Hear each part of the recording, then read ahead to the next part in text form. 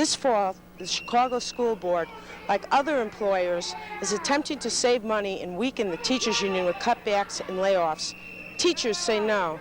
The schools are closed and the teachers are on strike, supported by Operation Push, other community groups, trade unions, and substitute teachers. Party-boo, the board is having a terrible time. Party-boo, the board is having a terrible time, keeping us off the picket line. Hinky-dinky party-boo. If the Chicago Public Schools were a car, it'd be a car on with bald tires. Be a car with that needs engine overhaul. It'd be a car that's been neglected for the last 30 years. We need to bring the teachers back to the table and say, look, we want you to educate our children, and what do you need as far as tools? For the last 30 years, teachers have been, they're in the trenches. They're the ones in the classrooms, and what has happened, they have had no support. The system failed, and it failed dramatically. I think we've lost one, maybe two generations of our children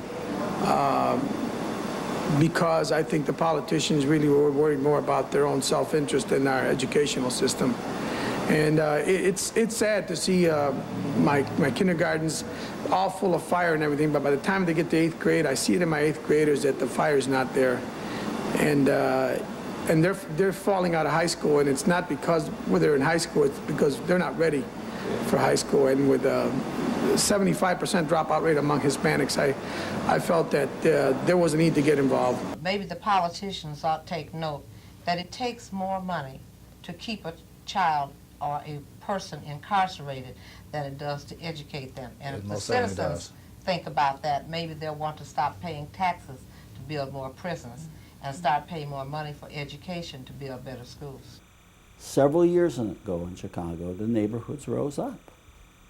They rebelled, and they assembled a political movement, joined, incidentally, by the corporate leaders, and persuaded our state legislature to take most of the power away from our superintendent and board of education and create elected school boards for every one of our elementary and high schools. We're electing a new board of a board of education every 2 years, 9 people. And in that, it seems to me, that is the most radical reform we've had in any big city. The political system gave us reform, but did not give us the tools to take and say, here's reform, you can run your school, you're entitled to fire a principal. Yeah, we can't hold teachers accountable.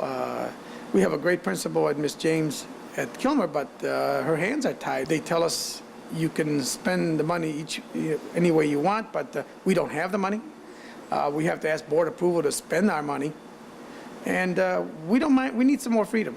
And I want to say about closing schools, for students with autism and others, you need to think about them first before you go ahead and close schools. Lafayette Elementary was a good school for students with autism before the mayor closed them, leaving the students with autism scattered. This happened to Lemoyne in 2007 when they closed the autistic program. And later the school because of under-enrollment. You need to think about that before you close schools. See right there behind that, little building, say Ferguson. Yeah. That's the school. I know that's what makes me sad. I know they're going to tear the school down.